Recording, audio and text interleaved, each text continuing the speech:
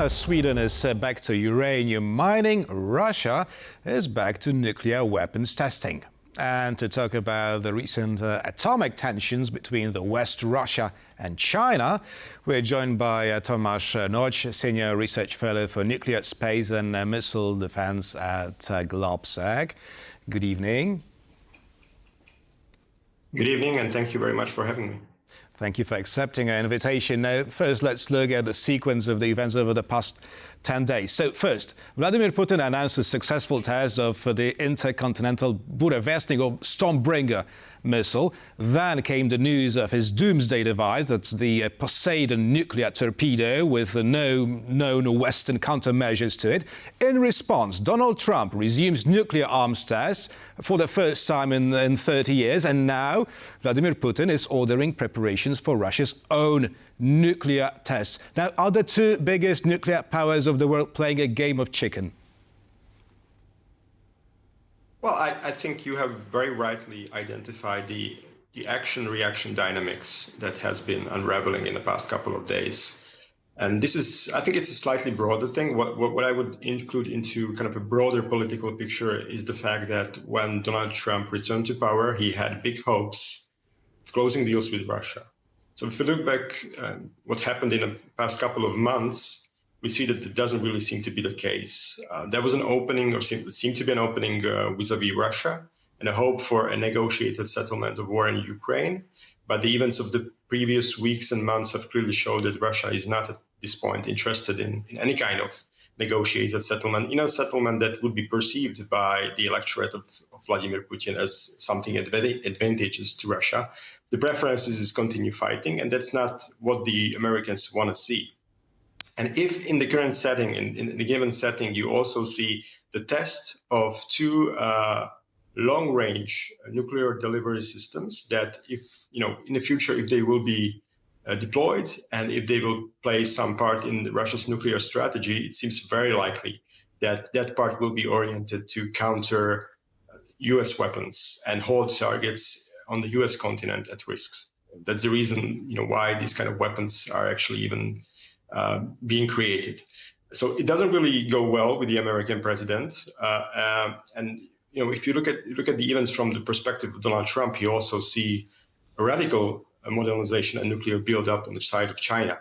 China is expanding its inventory of nuclear warheads, and this autumn it had organized a huge military parade where it has for the first time showed its entire nuclear triad, and it has shows a number of new systems, very ambitious systems, and presumably pretty capable systems that can hold targets at risk either in the Asia region, including targets that are really important for the US, and also to hold at risk targets on the continental United States. So from the US perspectives, things are moving, but the U.S. policy is still pretty static, and that's not a criticism. Actually, it's a good thing. But there you have a political leader who is famous for seeking the initiative anytime it's possible.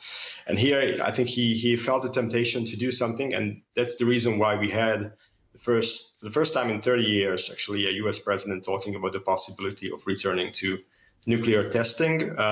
To be fully transparent, the U.S. actually tests nuclear weapons. It tests the delivery that delivers the warhead, whether it's an intercontinental ballistic missile or a submarine. But the Russians are already talking about full-blown nuclear tests, which I guess that involves a nuclear detonation. Now, the new START, which is not new anymore, but the treaty between the US and Russia, it expires in 3 months.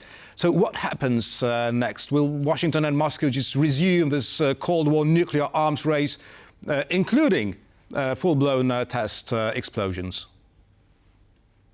So yes, the treaty will expire during the first week of February. And if it's not formally, it should not be, we shouldn't be able to extend it because the provision of the treaty has already been used once.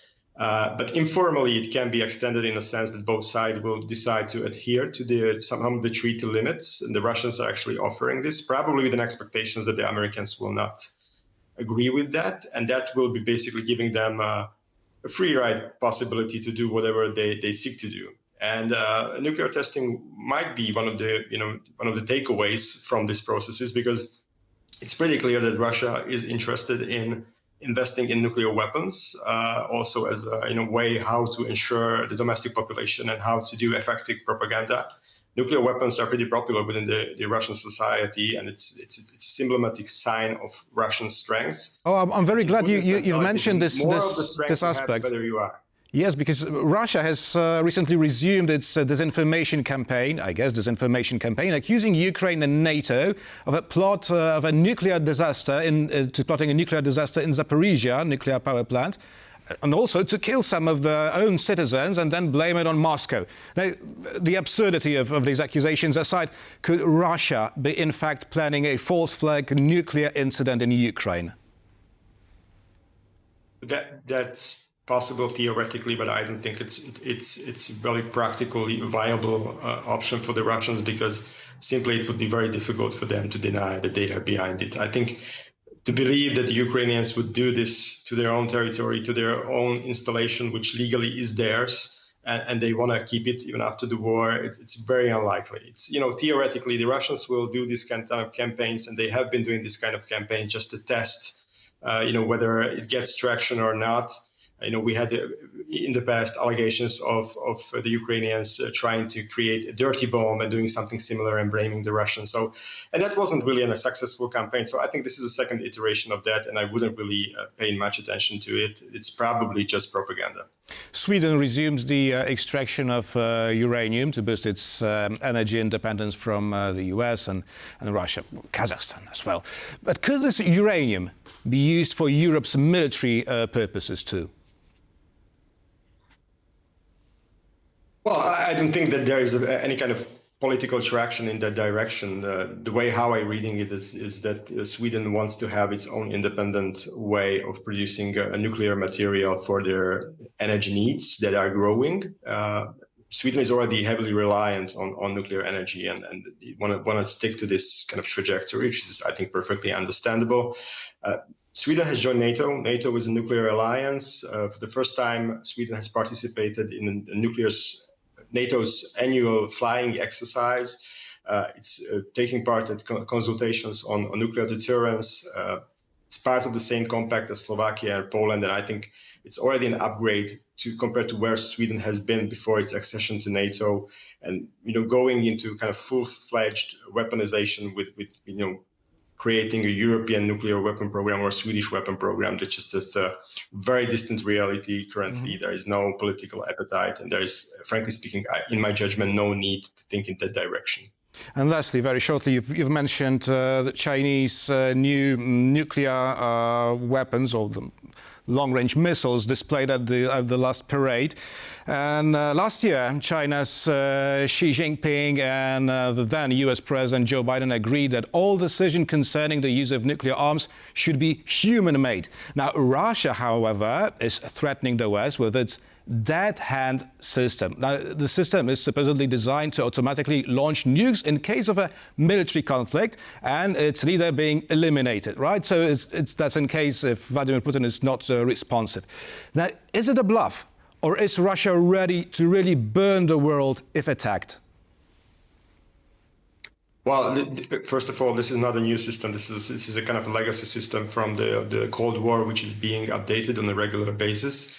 And it is specifically made in a way that it really needs to identify the set of nuclear detonations happening, and at the same time to have a political decapitation. So the situation that would require for the system to be kind of even considered to be launched is like a full-blown nuclear attack on Russia, which is not going to happen in our lifetime unless Russia kind of initiates something similar on the West. And in that case, we are already in a full-fledged nuclear war.